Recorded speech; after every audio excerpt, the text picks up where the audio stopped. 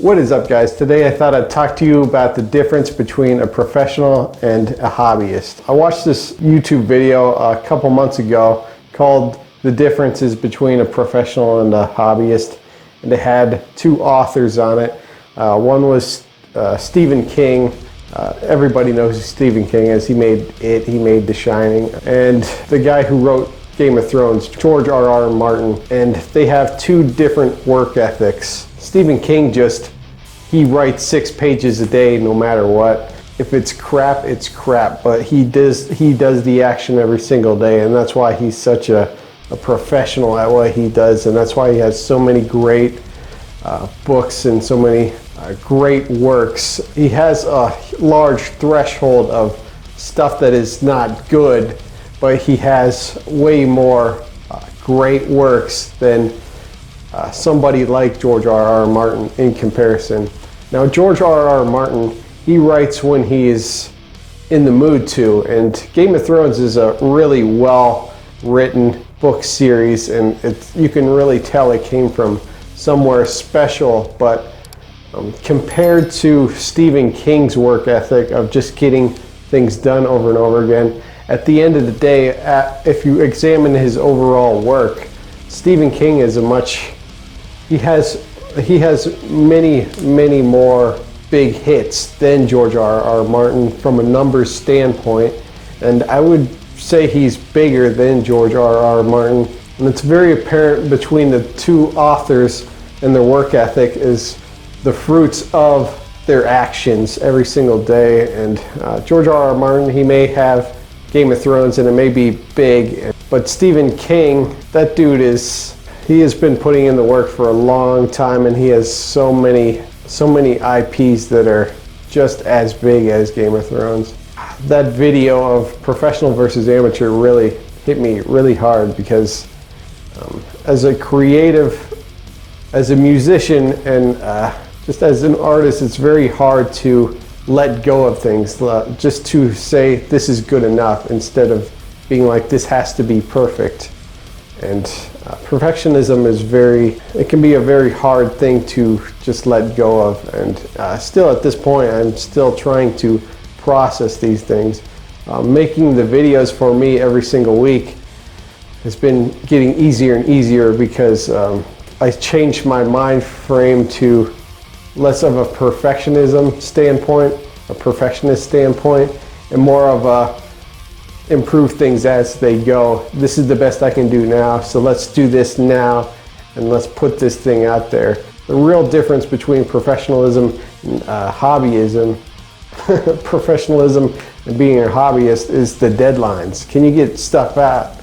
Can you be self-disciplined to get your work out? And I would highly suggest watching that video and really thinking deep about your work ethic and getting things out there, because you can sit and make the most perfect song or album in the entire world, but if nobody's going to hear it or see it except for you, is it really worth putting all that effort into it? Or would you rather put things out that are good enough at the time and just improving over time to a point where you feel your stuff is ideal for the market that you and the audience both love? Or are you going to sit there and try to conjure up something out of nothing throughout the years and trying to have a big Hail Mary at the end and trying to get something immeasurably great just by thinking about it? As you get older, the more you'll notice that time moves faster. In your 20s, you may think that you have all the time in the world, but by the time you hit 30, maybe even mid-30s, you're going to start to notice that the world does not slow down, and in fact, it gets faster every year. So you really need to start feeling the urgency of your death, and what will you regret when you are about to croak? And for me, it's putting things out there, putting music out there, putting videos out there, doing what works, instead of just sitting on things and thinking and trying to come up with something that's going to be ridiculously crazy and beautiful at the end of the day. You just have to merge the two together. What can you put out that's the absolute best you can at this moment with what you have? And I think those types of limitations are what really breeds creativity.